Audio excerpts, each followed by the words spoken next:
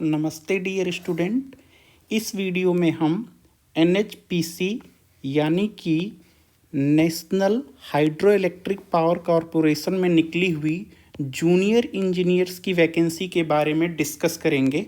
Right, ये सरकारी job है, तो थोड़ा सा हम आपको ब्रीफ कर देते हैं NHPC के बारे में। ये कंपनी 1975 में इस्टेब्लिश की गई थी। आज के समय में यानी 2025 में NHPC के 23 हाइड्रो पावर स्टेशंस भारत में काम कर रहे हैं। जो आपको हाइड्रो इलेक्ट्रिक पावर जो जनरेशन होता है पूरे भारत में, उसका 16% से ज़्यादा ये कंपनी जनरेट करती है।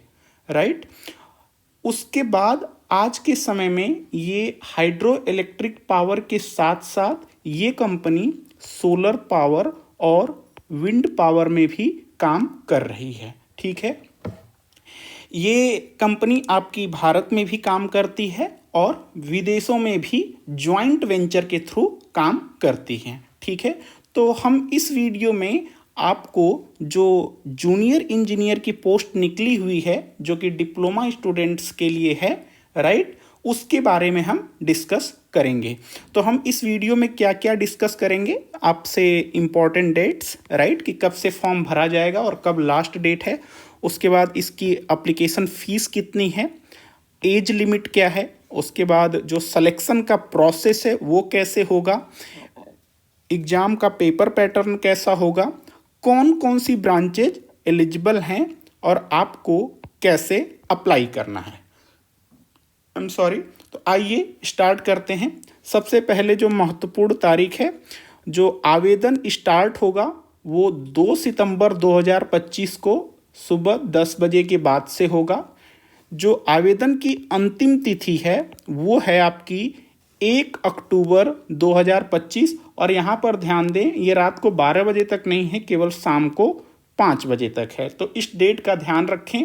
और ख़ास तौर से ये जो दूसरी वाली डेट है, जो ऑनलाइन एप्लीकेशन की लास्ट डेट है 1 अक्टूबर 2025, इसका ध्यान दें। सभी जो एज कैलकुलेशन होगा वो इसी डेट से होगा। ठीक, आइए, जो आवेदन शुल्क है, राइट, वो शुल्क 600 रुपये प्लस GST है। और आपको पता है 18% GST है, तो 708 रुपये आपको एप्लीकेशन फ़ी के रूप में देना है। और ये किसे देना है, जो सामान्य कैटेगरी का है, EWS का जो कैंडिडेट है, OBC, इन तीनों लोगों को 708 रुपये दे करके फॉर्म फिल करना है। बाकी जो आपके अनुसूचित जाति हैं, अनुसूचित जनजाति, PWBD यानी PWBD यानी पर्सन विथ बेंचमार्क डिजेबिलिटी, यानी जो विकलांग लोग हैं उनके लिए, या फिर भूतपूर्व सैनिक श्रेणी या फीमेल कैंडिडेट के लिए कोई भी शुल्क नहीं देना है। राइट, उनको शुल्क देने की आवश्यकता नहीं है, उनके लिए कोई पैसा नहीं लगेगा।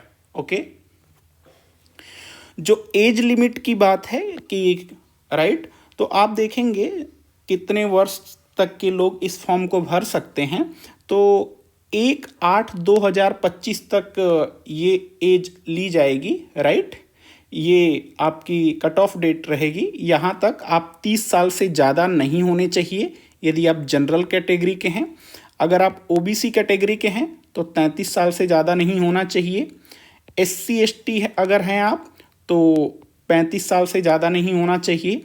अगर आप पर्सन विथ बेंचमार्क डिजेबिलिटी यानी हैंडीकेप्ड की श्रेणी में आप आते हैं, तो अगर आप जनरल कैटेगरी के हैं तो आपको 40 साल मैक्सिमम आपकी एज है। अगर आप OBC कैटेगरी से हैं हैंडीकेप्ड में तो आपके लिए 43 साल एज है। राइट, और अगर आप SC ST कैंडिडेट हैं तो आपके लिए 45 साल है। आई होप आपको एज ये जो है वो मैक्सिमम लिमिट है, इससे कम होना चाहिए। राइट, और जो कट ऑफ डेट है वो आपकी यहाँ पर दी गई है 1 अक्टूबर 2025। ओके, उसके बाद जो सिलेक्शन प्रोसेस है, जो चयन की प्रक्रिया है, या तो कंप्यूटर आधारित ऑनलाइन परीक्षा होगी जिसे CBT कहते हैं, राइट, या फिर लिखित परीक्षा होगी। जैसा भी होगा वो आपको बता दिया जाएगा। तो अभी ये क्लियर नहीं है कि सीबीटी ही होगा या फिर रिटन टेस्ट ऑफलाइन होगा, तो दोनों में से कोई एक होगा जैसा लागू हो, इसका मतलब ऑनलाइन या ऑफलाइन दोनों में से जो भी होगा उसमें आपको अपीयर होना पड़ेगा, राइट। उसके बाद जो पेपर का पैटर्न है वो देख लीजिए। पेपर पैटर्न क्या है, जो परीक्षा का माध्यम होगा वो क्वेश्चन अंग्रेजी और हिंदी दोनों भाषाओं में दिया जाएगा आपको।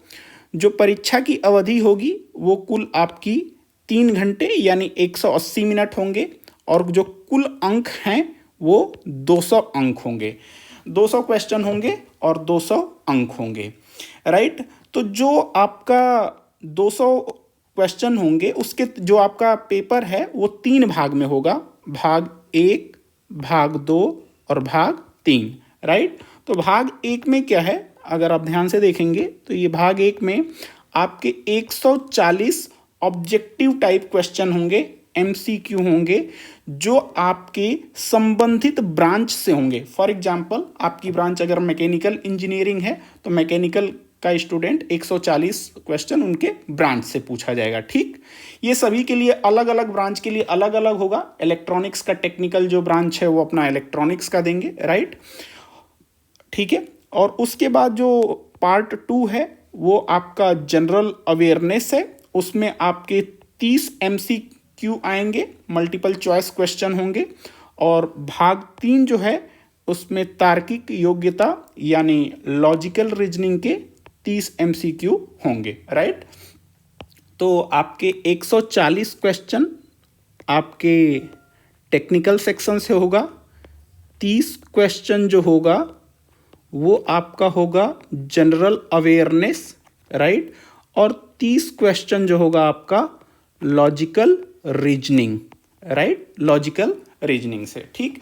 आपको बता दें यहाँ पर जो अगर आप सही उत्तर देते हैं, अगर आप सही उत्तर देते हैं, सही उत्तर के लिए आपको +1 मार्क्स मिलेगा, +1 मार्क्स। अगर आप गलत उत्तर देते हैं, ये बहुत ही महत्वपूर्ण है, अगर आप गलत उत्तर देते हैं तो आपका माइनस मार्किंग यहाँ पर है, यानी निगेटिव मार्किंग आपको यहाँ पर देखने को मिलेगी, और 0.25 मार्क्स आपके काट लिए जाएंगे।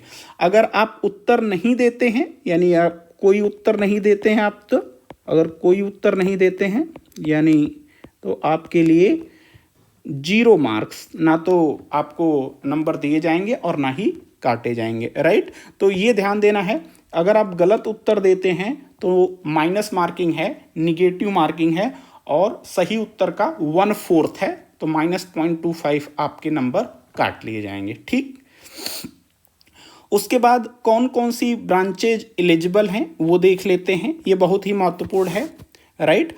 आपकी जो ब्रांच होनी चाहिए वो civil engineering, okay. Civil engineering में सिर्फ एक ही ब्रांच है, इसके अलावा कोई भी ब्रांच एलिजिबल नहीं होगी जो यहाँ पर नहीं लिखा होगा सिविल इंजीनियरिंग में। तो केवल सिविल इंजीनियरिंग से जिसका डिप्लोमा होगा वही लोग एलिजिबल होंगे। उसके बाद इलेक्ट्रिकल इंजीनियरिंग, और इलेक्ट्रिकल में और भी जो ब्रांचेज होती हैं उससे रिलेटेड वो हैं इलेक्ट्रिकल एंड इलेक्ट्रॉनिक्स इंजीनियरिंग, फिर इलेक्ट्रिकल पावर से जो होगा, फिर पावर सिस्टम जिसकी ब्रांच होगी, या पावर इंजीनियरिंग। इसके अलावा इलेक्ट्रिकल इंजीनियरिंग में अन्य कोई भी ब्रांच होगी वो मान्य नहीं होगी, ठीक। उसके बाद जो आपकी मैकेनिकल डिसिप्लिन है उसमें आपका मैकेनिकल इंजीनियरिंग, और उसके बाद प्रोडक्शन और ऑटोमोबाइल इंजीनियरिंग।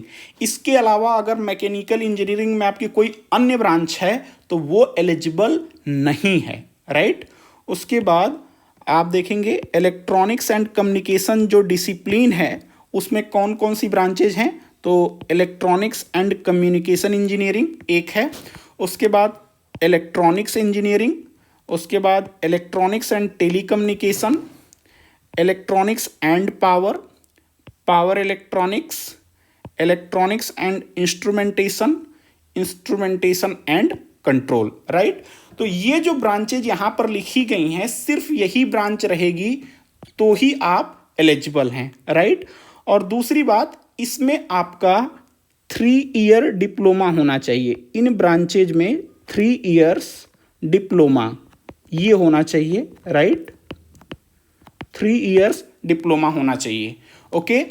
और दूसरा, अगर इन ब्रांचेज में अगर आपने बीटेक किया हुआ है, राइट, अगर आपके पास बीटेक या बीई की डिग्री है इन ब्रांचों में, तो आप एलिजिबल नहीं हैं। कृपया इसको ध्यान से सुनिएगा। अगर आपके पास डिग्री है केवल, तो आप एलिजिबल नहीं हैं बी या बीटेक के लिए।